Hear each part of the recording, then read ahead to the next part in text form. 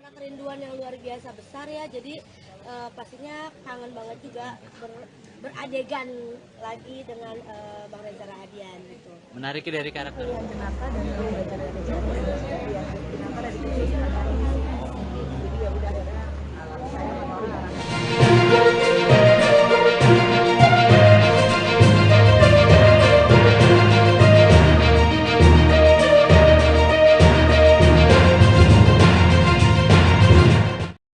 Halo Tribuners, jumpa lagi bersama bareng gue di sini Kusnul Asyaifah. Kita masih dalam berita selebritis. Nah, berita selebritis setiap harinya akan menyajikan informasi yang menarik dan juga terup to date seputar selebritis tanah air nih untuk Tribuners di rumah. Dan langsung aja kita ke berita yang pertama, Tribuners. Berita pertama ini datang dari manajer dan juga kakak dari Shandy Aulia yang menjadi saksi di sidang cerai adiknya dengan David Herbowo. Sidang lanjutan perceraian Shandy Aulia bersama dengan David Herbowo kembali digelar di Pengadilan Negeri Jakarta Selatan pada Rabu 21 Juni 2023. Sidang hari ini beragendakan pernyataan saksi yang dihadirkan dari pihak Shandy Aulia. Aktris yang berusia 35 tahun itu memilih kakak kandung dan manajernya sebagai saksi untuk memberikan keterangan seputar rumah tangganya dengan David Herbowo. Dari pantauan tim Grid ID, manajer dan kakak Shandy Aulia itu kompak mengenakan kemeja berwarna putih dan sang kakak mengenakan hijab berwarna gelap dilengkapi dengan motif.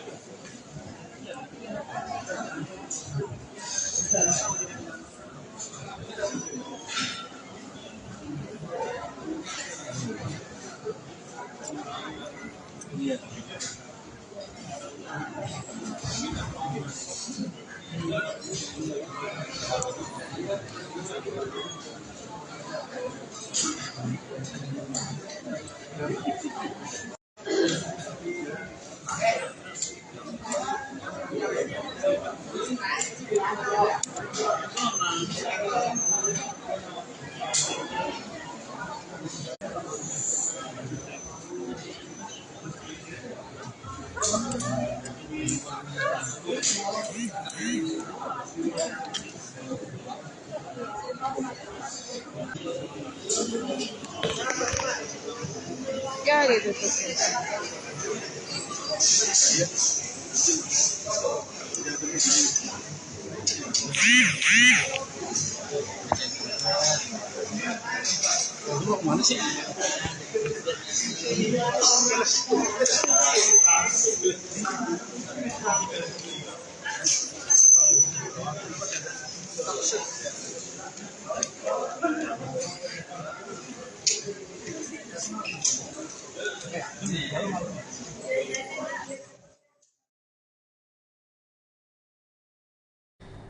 Nah, kalau untuk berita yang kedua ini datang dari artis senior Tribuners, yakni Jenny Rahman yang diselingkuhi suaminya. Bukan hanya suami yang direbut, harta artis lawas ini juga sedang diincar oleh pelakor. Artis ini belakangan menjadi perbincangan setelah melaporkan sang suami terkait dugaan perselingkuhan. Wanita yang menjadi selingkuhan sang suami ini diduga juga masih berstatus sebagai istri orang dan memiliki anak.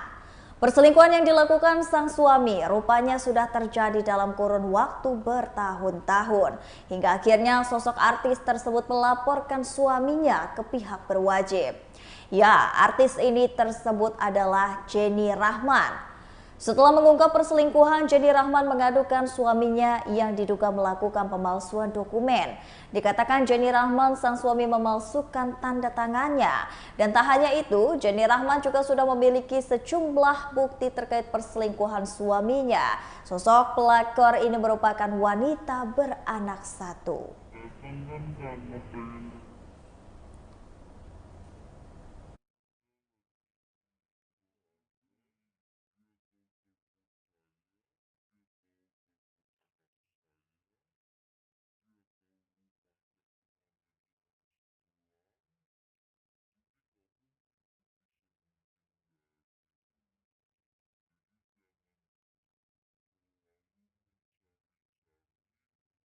kesempatan untuk saya. Allah mengangkat harkat dan derajat martabat saya dengan ujian ini, karena tidak akan mungkin terjadi juga ujian ini kalau bukan karena kehendak Allah. Bun, kemarin Dan Allah mengetahui jika kita juga tidak akan mungkin diuji di luar batas kemampuan kita. Bun, kemarin beliau mangkir dari panggilan kepolisian, pendapat Bunda gimana? Alasannya Alasannya pihak mau saudara saya bertemu. nggak tahu ya, mungkin bisa ditanyakan ke pengacara atau langsung ke polisian. Jadi silakan aja. Alasannya kemarin nggak datang kan karena pengen ketemu Bunda di luar, taunya Bunda lagi di Nggak luar ada. negeri. Dia tahu telepon saya, dia tahu telepon anak saya, dia tahu rumahnya kemana dia harus pulang. Jadi nggak mungkin tuh bisa menghindar gitu loh.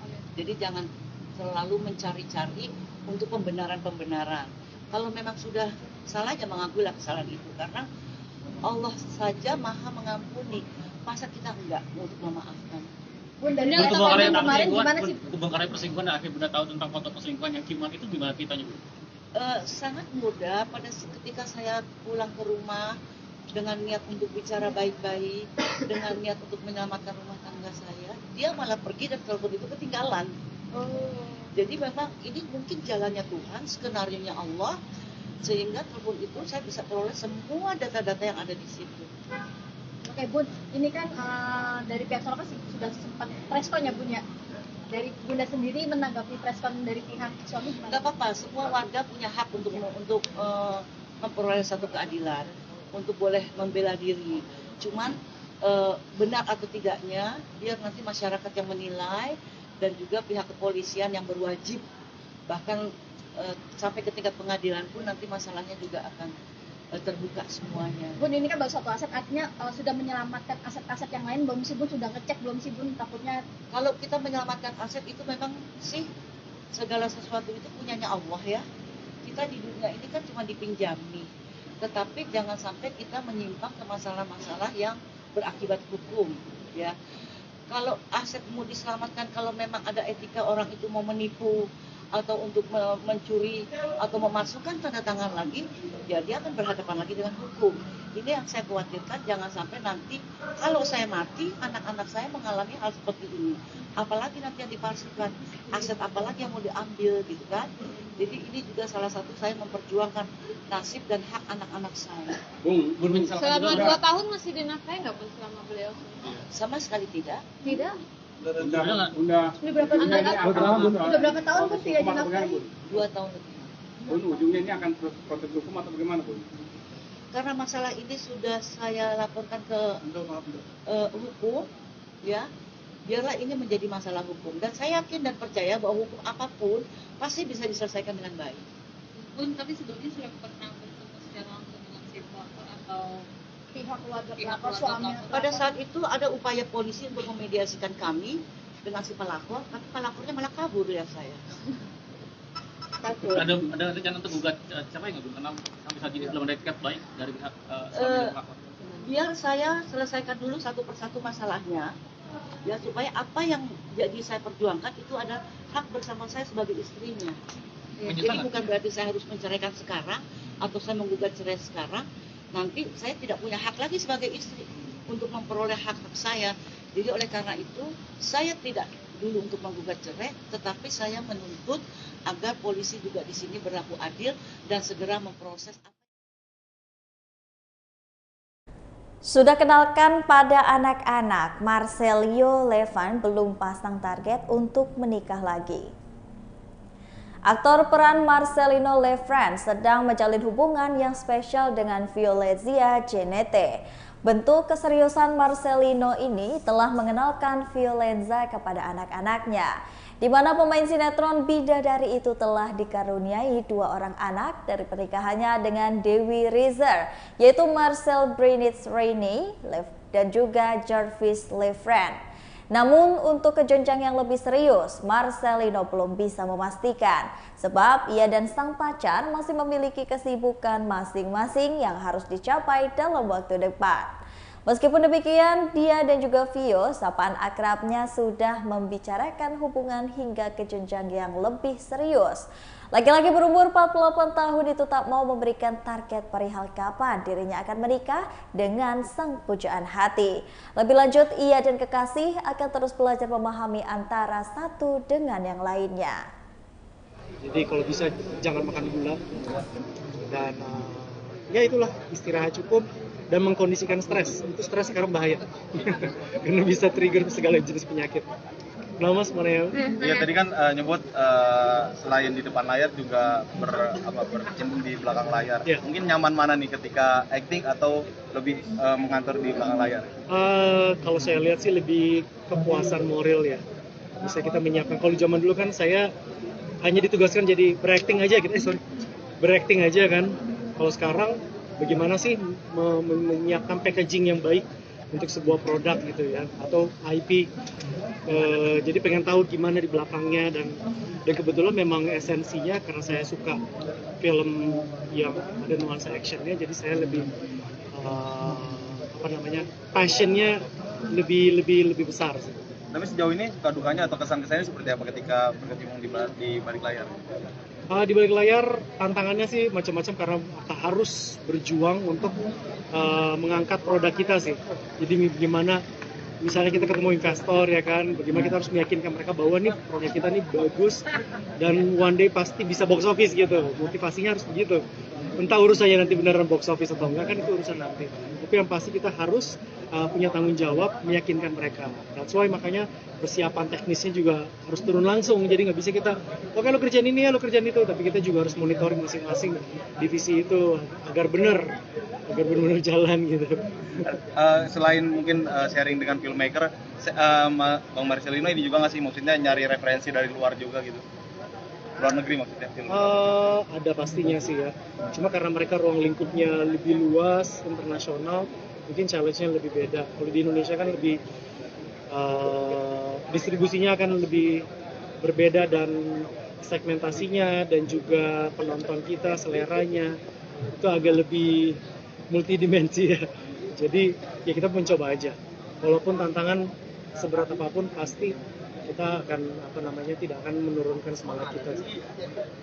Mungkin sebagai tabungan juga untuk anak-anak ketika multiple pekerjaan di depan. Berita selanjutnya ini datang dari Kiki Saputri yang sudah berhenti genit ke lelaki lain karena sudah menikah. Kiki Saputri mulai menghentikan cium artis cowok sejak menikah dengan Muhammad Khairi. Dirinya mengaku ada larangan dari suaminya sejak menikah. Diakui Kiki, sang suami ini tak mau melihatnya bergenit-genit dengan pria lain. Sembari tertawa, Kiki mengatakan bahwa sang suami selalu genit tiap malam sehingga tak perlu minta ke pria lain lagi. Kiki juga menegaskan bahwa saat ini tak bisa lagi bergenit dengan pria manapun, jika sebelumnya ia masih bisa bergenit dengan pria yang tak memiliki istri seperti Ariel Noah. Kini Kiki Saputri sudah menikah dan sudah menghentikan konten tersebut. Bisa aku ngambil sini biar tidak seperti sehari-hari roasting nyinyir sana genit sini. Ini kan pemerannya banyak komika gitu, banyak ada kesulitan sendiri nggak sih, banyak teman-temannya gitu. Alhamdulillah kalau karena banyak teman-teman komika juga, ada senior aku udah Bang Epi Paet, ada juga Sasa Utari juga, jadinya malah lebih nyaman syutingnya. Ki menariknya apa Ki dari karakter Ki? Ki menariknya dari karakternya apa Ki? Sabar Bang, nih dulu nih, kasihan. Syuting sama Raja Ardian gimana? Kan belum mulai syuting. Ini mau syuting ya itu karena kerinduan yang luar biasa besar ya, jadi pastinya kangen banget juga beradegan lagi dengan Bang Reza Rahadian gitu. Menariknya dari karakter ini apa Ki? Menariknya karena ya apa ya? Karena kalau dibilang tetap karakter Kiki Saputri yang berusaha melakukan pria-pria tampan itu sih kayak aku harus bisa lagi setelah menikah gitu kan udah agak rebut nih. nggak ketemu sama cowok-cowok tampan lagi, udah punya suami, jadi kayak disinilah saatnya aku mengeluarkan bakat. Suami ngizinin nggak Kak? Gimana minta izinnya Kak? Ya kalau sampai di titik ini alhamdulillah pasti suami ngizinin gitu kan. Kak Kiki kan kalau dulu suka dicium sama laki-laki ganteng, sekarang masih kayak gitu nggak sih? Atau nggak boleh? Sekarang kan udah ada suami yang nyium tiap malam, jadi dan alhamdulillah ganteng juga lagi ya kan. Berarti nggak boleh laki-laki manapun yang nyium kan emang sebenarnya udah nggak boleh kalau udah nikah gitu kan. Aku kan juga nggak boleh cium cowok yang sudah menikah. Kalau duda boleh waktu itu. Makanya kan Ariel boleh waktu itu kan. Iya. Ya, kalau sekarang kan nggak usah lah. Udah ada target ini sama anak-anak? Nggak ada, karena kan udah stop, karena udah habis lah masa berlakunya gitu, udah habis masanya. Kak Kiki katanya dibilang wajahnya semakin cantik. Wah, nggak berkaitan dengan film tuh. Ya alhamdulillah lah, orang kan harus ya. Aku mah ngerasa nggak ada perubahan ya dari yang dulu sampai sekarang. Apa namanya?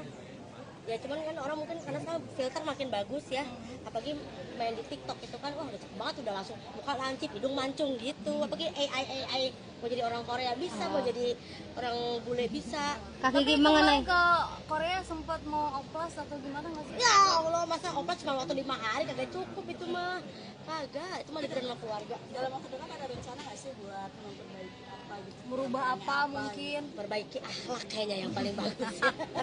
merubah apa gitu kan, mungkin ngeliat orang-orang, ih dia mancungan apa? Enggak sih, takut nggak laku kalau ini jadi mancung, aku karakternya hilang nanti.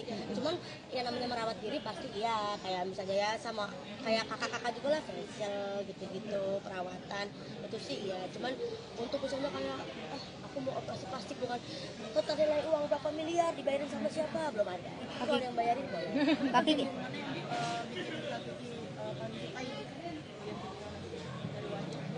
Apa ya?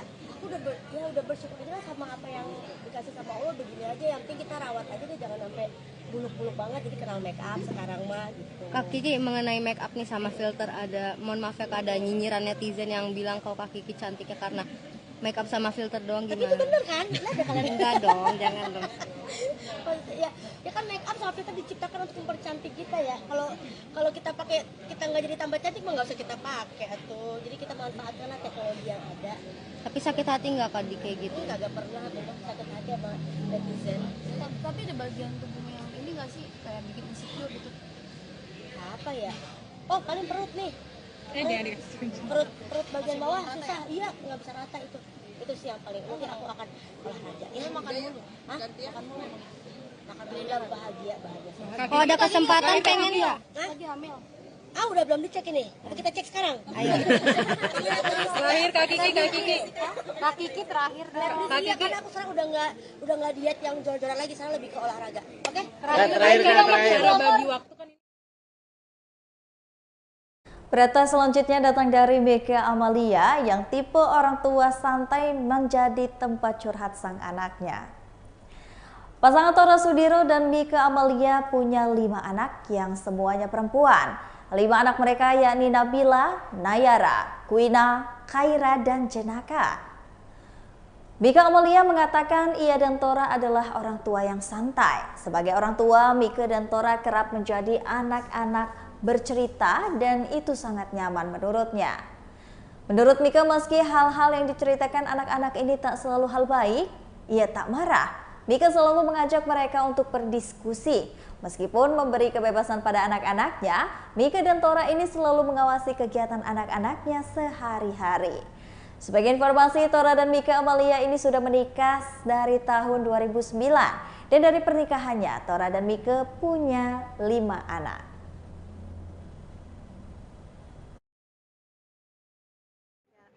Pokoknya ada momen di mana si mamanya itu menceritakan soal orang tua tentang jadi dia sedih, terus dia kira kabin lewat dulu. Itu pertama kali dapat surat cinta. Pertama kali dia surat cinta, ada pertama kali dia pergi dari saya, jauh dari saya. Gila. Sedih ya sih, mengungkapkan perasaannya, mengungkapkan curhat ke mama atau ngomong. Anak-anak udah ada yang bisa curhat. Semuanya anak-anak bisa curhat karena kebetulan saya sama Tora tipe orang tuanya yang santai. Kita menanamkan anak-anak lain itu jangan pernah bohong. Tapi kalau apapun yang diceritain ya kita kalau buat saya bukan sesuatu yang kita suka, sekarang itu bukan solusi, nanti lebih kita cari. Anak-anak itu diberikan kebebasan dalam artian tetap kebebasan tapi tetap terarah dan tetap terkontrol. Untuk musik sendiri itu memang pilihan Jenaka dan dia belajar dari kecil ya. Jenaka dari kecil sekarang jadi ya udah akhirnya saya menolak anak dia bagaimana melepaskan Jenaka kita itu sebagai orang tua ya kayak kita membebaskan apapun yang dia suka ya pokoknya semua anak-anak sih, anak-anak suka apa kita kasih support kayak Jinata dia mau les gitar misalnya, dia mau les nyanyi pokoknya apapun yang mau pas baca surat cintanya seperti apa nih kemarin? Oke, baiklah Tribuners, itulah tadi berita selebritis di Tribun Lampung bersama dengan saya Kusnul Asyaifah. Jangan lupa untuk terus saksikan video selengkapnya di YouTube Tribun Lampung News Video, Facebook Tribun Lampung, Instagram Tribun Lampung, dan juga TikTok Tribun Lampung untuk bisa mendapatkan informasi ter-up-to-date lainnya. Selamat sore dan sampai jumpa.